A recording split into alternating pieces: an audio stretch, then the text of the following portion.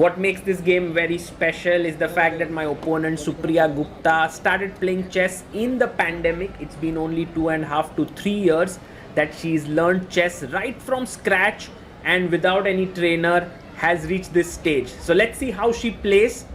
5 minutes for each side. I open my game with 1 e4. She plays the French defense as is the trend after the Ding Nepo match. d4 and now d5 would lead to the French, but Supriya taking her time. She maybe wants to play something that I'm not well prepared, and I maybe found some friend there, just waved at him. d5. And now look at this.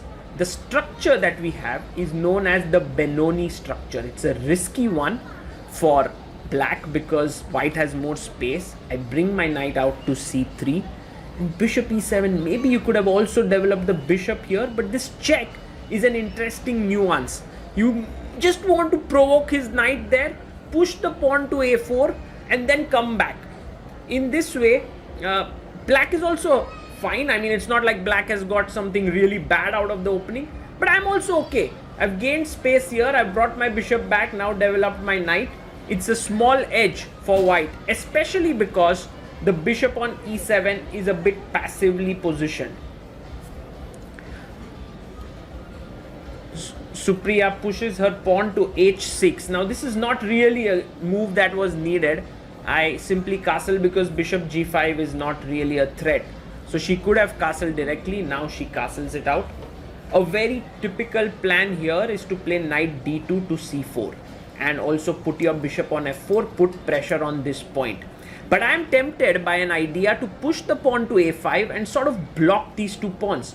What I do not realize is that after I play a5, black has a very strong move here which Supriya misses. She can play her pawn to b5 and after take, she can develop this and attack my d5 pawn which could become weak. She goes rook e8, but now I get my knight to d2. And you will notice that now I want to go to c4, but she's got her knight to e5, h3, very important move. Because if you play f4 directly, then maybe knight g4 can be a problem. Although here knight g4, knight c4 is pretty strong for white. But I decided to get the g4 square under control. She goes bishop f5. Now look at black pieces. They look very active for the time being. And white's pieces look a bit passive.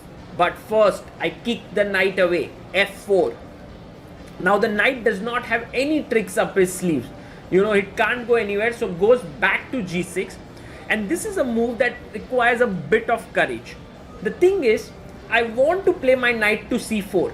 But I know that when I do that, the knight will come to e4 and any exchange is good for black. So I want to avoid exchanges, but at the same time, I'm a little bit apprehensive to push my pawn, but I do so. And this is an important rule that you must remember. It's okay to push the pawns in front of your king if you have the position under control. And I felt that I have it under control, and so I did this. Now the bishop moves back to d7. And if you see, now knight e4 is not really possible. I can go knight c4, I can go bishop d3, I can go queen f3, bishop d2 and bring my rook here. So that's a long-term plan. Let's see how I go about executing it. And yes, the first step is to get the knight to c4. So the knight comes here, and now look how the knight is also looking at the b6 weakness. So the a5 move now suddenly becomes a huge asset. While look at these knights, they have no real potential. They are passive. The bishop can't do much. And so Supriya now with 3 minutes on her clock has to figure a way to create counterplay in this position. She should have gone b5 when the moment was right, but now she can't. There is one idea to play bishop b5 at the right time, but for the time being I worked it out that after take, knight b6, I attack the rook and then the pawn on b5 falls. So also bishop b5 is not possible. But if bishop b5 can't be played, what are the other options? You can drop your bishop back to f8 with the idea of trying to exchange this knight to e4, but I'm just going to play bishop d3, taking this under control. And so with all of these pressures that she's facing, she's investing her time here, but a good solution is not to be found. She brings her rook to c8. Well, it doesn't do much to improve her position, but maybe her point is that after knight b6, her rook doesn't get trapped on the side of the board, so that's the reason why she gets it out. But I'm not really interested right now to go here and pick up this bishop. While this bishop is pretty good, what would happen is that I, having more space, would be exchanging pieces, which is not a good idea. And so bishop d3, very decent, solid move, taking control of the e4 square. And just as I said, the plan is to bring my queen out, the bishop out, and swinging the rook over to the e file. And now Supriya puts her queen on c7. Well, it's not a good square, but then again, it's not so easy to suggest what to do. I want to push f5 at the right moment, but then there is knight e5. I don't want to do that. I may want to take here and play queen d3 in order to attack this pawn, but then there's bishop b5 pinning here, and again, it's not something that I'm intending to do. It's very important for the time being to realize that you must keep the tension in the position. One more plan is to push the pawn to g5. I was a bit apprehensive of this, I must tell you, but this is a very good move. I was afraid that my h3 pawn would be weakened and all of these thoughts, and so I did not push the pawn, and in fact I am ready to move my queen in. You can see the time. I have 1 minute 53 seconds. Supriya has 1 minute 56 seconds. Can you believe that this girl has learned chess just 2.5 years ago? It's just phenomenal.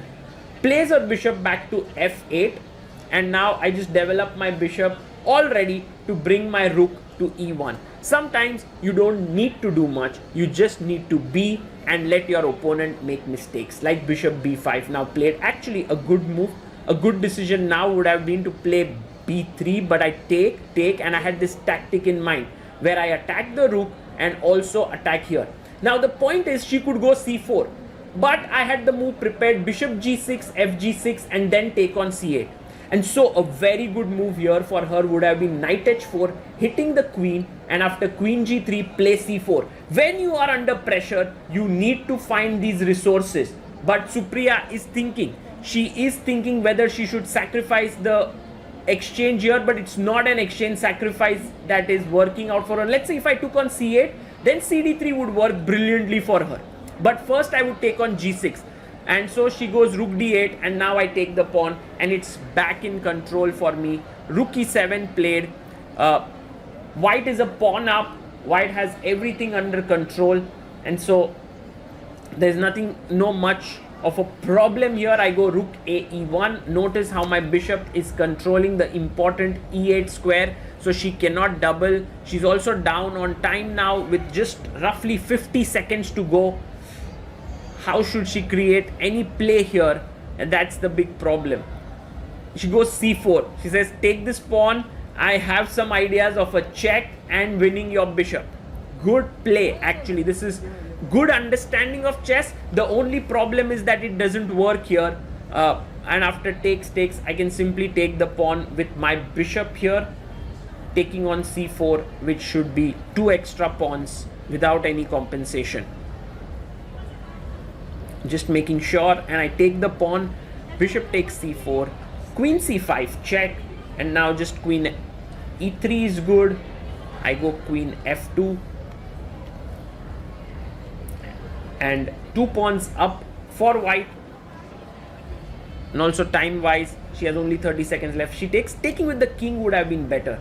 You know, the thing is, my king could have moved up, but I take with the rook and knight e4, a good fighting move, because notice how my rook and bishop are attacked, and if I move my rook, then she'll take the bishop, rook takes, and pick up one of the pawns on f4. So I do go rook e2, but now she can take on d2, and she can take on f4. She needs to speed up. She has only 18 seconds left. She takes on d2, rook takes on d2, and now take the pawn on f4. Then you would not be 2 pawns down, you would only be a pawn down, and there are some fighting chances, but she's down to 5 seconds. She's taking a lot of time, and she takes on f4.